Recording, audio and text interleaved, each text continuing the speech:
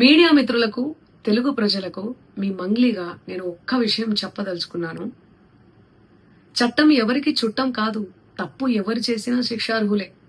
ఈ micro finance అనే పదమే నాకు తెలియదు. అలాంటిది నేను ఇంత పెద్ద కుట్ర చేశాను అనే అభియోగాలు నాపై రావడం నన్ను చాలా దిగ్భ్రాంతికి గురి చేసింది. నన్ను ఆదరిస్తున్న తెలుగు కుటుంబ సభ్యులకు మళ్ళీ చెప్తున్నా, మీ మంగ్లీ ఎలాంటి తప్పు చేయలేదు. ఈ కేసుకు నాకు ఎలాంటి సంబంధమూ లేదు. అబద్ధాన్ని అబద్ధమని చెప్పి ఇంత గొంతు చింపుకొని చెప్తున్నా కూడా నాపై బురద చల్లడం ఆగడమే లేదు. అందుకే ప్రతి చేతిలో ఉన్న మొబైల్ కు, రిమోట్ కు నా మొర చెప్పుకుంటున్నాను. చట్టాన్ని గౌరవించే పౌరురాలిగా బాధితులకు న్యాయం జరిగేందుకు, దర్యాప్తు అధికారులకు సహకరించేందుకు నేను సిద్ధంగా ఉన్నానని మీకు విజ్ఞప్తి చేసుకుంటున్నాను. మంగ్లీ ఎలాంటి తప్పు చేయలేదు, చేయదు కూడా. ఈ మైక్రో ఫైనాన్స్ కేసు చీటింగ్ కంపెనీకి డబ్బులు వసూలు చేసిన వివాదంలో నాకు ఎలాంటి సంబంధం కూడా లేదు. మధునాయక్ ను మా కమ్యూనిటీ ప్రోగ్రామ్ లో భాగంగా నన్ను, నా తమ్ముడు శివాను కలిసిన మాట వాస్తవమే.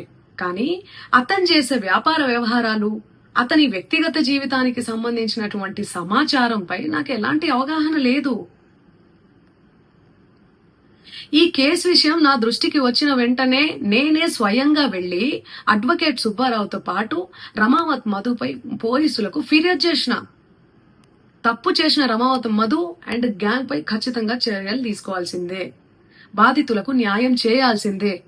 ఈ కేసులో మోసగాళ్లను, బాధితుల అంశాలను పక్కన పెట్టి నాపై, నా కుటుంబ సభ్యులపై దుష్ప్రచారం చేసేందుకు కొందరు వ్యక్తులు కావాలని హేమకాంత్ రెడ్డి, సుబ్బు అడ్వకేటు, మధునాయక్ ఈ కేసులో మోసగాళ్లను, బాధితుల అంశాలను పక్కన పెట్టి నాపై, నా కుటుంబ సభ్యులపై దుష్ప్రచారం చేసేందుకు కొందరు వ్యక్తులు కావాలని ఈ వివాదంలోకి నన్ను లాగుతున్నారు.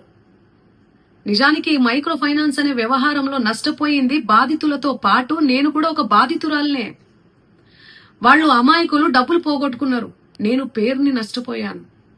ఈ వివాదం తెరపైకి వచ్చినప్పటి నుండి ప్రతి క్షణం నా కుటుంబ సభ్యులు, నేను చేయని తప్పుకు బద్నామయ్యి మానసిక క్షోభకు గురి అవుతున్నాం. సో దయచేసి ఆలోచించండి అందరూ కూడా, ప్రజలారా.